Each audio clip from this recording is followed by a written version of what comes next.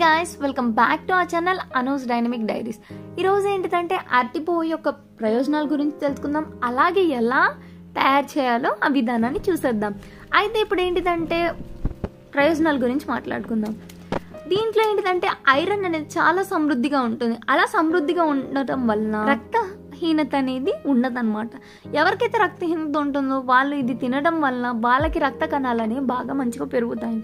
అలాగే fibre content అనేది ఎక్కువ ఉండటం వల్ల మంచిగా జీర్ణం అవుతూ ఉంటుంది.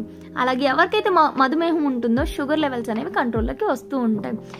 చాలామంది గర్ల్స్ ఈ మధ్య హార్మోనల్ ఇంబ్యాలెన్స్తో చాలామంది సఫర్ అవుతున్నారు. మెన్స్ట్రుయేషన్ ప్రాబ్లమ్స్ వస్తున్నాయి, అలాగే పీసీఓడి అలాంటి ప్రాబ్లమ్స్ చాలామంది సఫర్ అవుతూ ఉంటున్నారు.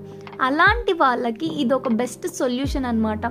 ఈ కూర తినడం వల్ల వాళ్ళకి హార్మోనల్స్ అనేవి కొంచెం నార్మల్ అయ్యి అలాగే ఈ పీసీఓఎస్ సమస్యలు అనేవి తగ్గే అవకాశాలు చాలా ఎక్కువగా కనిపిస్తున్నాయి.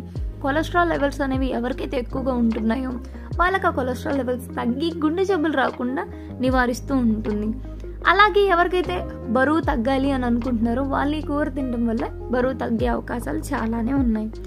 దీంట్లో ఏంటిదంటే చాలా యాంటీ ఆక్సిడెంట్ ప్రాపర్టీస్ అనేవి ఎక్కువగా ఉన్నాయి. యాంటీ ఆక్సిడెంట్ ప్రాపర్టీస్ ఉండటం వల్ల ఏంటిదంటే రోగ నిరోధక శక్తి అనేది పెరుగుతూ వస్తుంది. అలాగే వాపులు తగ్గించడంలో చాలా సహాయపడుతుంది. గైస్, ఇక్కడ పువ్వుని కోసిన తర్వాత ఆ చెట్టు నుంచి వాటర్ వస్తున్నాయి కదా, ఆ వాటర్తో కొంచెం మనం దూరంగా ఉండాలి. మన బట్టల్ని దూరంగా పెట్టాలన్నమాట. లేదంటే అవి మచ్చలు వచ్చేస్తాయి, నల్లగా మచ్చలు అనేవి డ్రెస్ మీద పడిపోతూ ఉంటాయి. అలా బ్లాక్ స్టెయిన్స్ అనేవి వచ్చేస్తూ ఉంటాయి.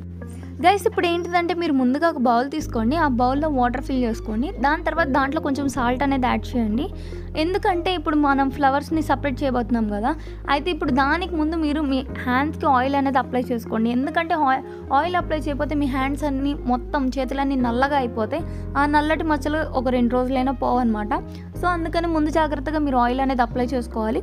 ఆయిల్ అప్లై చేసుకున్న తర్వాత ఫ్లవర్స్ని సపరేట్ చేసి ఆ ఫ్లవర్ని సపరేట్ చేసిన తర్వాత దానికి ఒక మధ్యలో కాడలాగా పెద్ద కాడలు అనేవి ఉంటాయి అన్నమాట. ఆ పెద్ద కాడలు 2-3 ఉంటాయి. దాంట్లో అతి పెద్ద కాడ ఒకటి ఉంటుంది. ఆ పెద్ద కాడని సపరేట్ చేయండి. సపరేట్ చేసిన తర్వాత కిందేమో ఒక చిన్న పెటల్ లాగా ఒక రెబ్బలు ఉంటాయి అన్నమాట. ఆ రెబ్బలు సపరేట్ చేయండి. సపరేట్ చేసిన తర్వాత తీసినట్టు ఆ ఉప్పు నీళ్ళలో వేయండి, ఆ గిన్నెలో వేసేయండి. ఎందుకంటే అలా వేయటం వల్ల ఆ పూలు అనేవి నల్లబడకుండా ఉంటాయి అన్నమాట. ఆ కాడలు ఆ రెబ్బలు తీయటం వల్ల కూర అనేది చేదుగా వగరగా ఉండకుండా ఉంటుంది. గైస్, ఈ కర్రీ టేస్ట్ అయితే చాలా అద్భుతంగా ఉంటుంది. కాకపోతే ఈ కర్రీ చేసుకోవడానికి కొంచెం ఓపిక ఉండాలి. ఎందుకంటే ఈ ఫ్లవర్స్ని క్లీన్ చేసుకొని సపరేట్ చేయాలి కదా, కాడలను సపరేట్ చేయడానికి కొంచెం ఓపిక ఉండాలి. కానీ కర్రీ టేస్ట్ మాత్రం చాలా అద్భుతంగా ఉంటుంది. అలాగే మన హెల్త్కి కూడా చాలా మంచి బెనిఫిట్స్ ఉన్నాయి. గైస్, చూసారు కదా, ఈ విధంగా క్లీన్ చేసుకోవాలి. క్లీన్ చేసిన వాటర్లో వేసేసుకోవాలి, లేదంటే నల్లబడిపోతే. అరటి పువ్వు కూరను ఎలా తయారు చేసేయాలో చూసేద్దాం రండి. కావాల్సిన పదార్థాలు: పచ్చి కొబ్బరి, గంట ముందు నానబెట్టుకున్న పచ్చెనపప్పు, కందిపప్పు, ఎండుమిరగాయలు. మిక్సర్ జార్లో కందిపప్పు, పచ్చెనపప్పు, ఎండుమిరగాయలను బరకగా గ్రైండ్ చేయండి. ఒక కడాయిలో నూనె వేసిన తర్వాత ఆవాలు, సాయిపప్పు, కరివేపాకు వేసి వేయించాలి. దాని తర్వాత మనం బరకగా గ్రైండ్ చేసుకున్న పేస్ట్ను దాంట్లో ట్రాన్స్ఫర్ చేయాలి. అలా 5 నిమిషాల పాటు ఉడికించాలి. గైస్, ఉడికిన తర్వాత పచ్చిదనం పోయాక తగిన ఉప్పు, కారం, పసుపు వేసి వేయించుకొని మొత్తం కలుపుకోవాలి.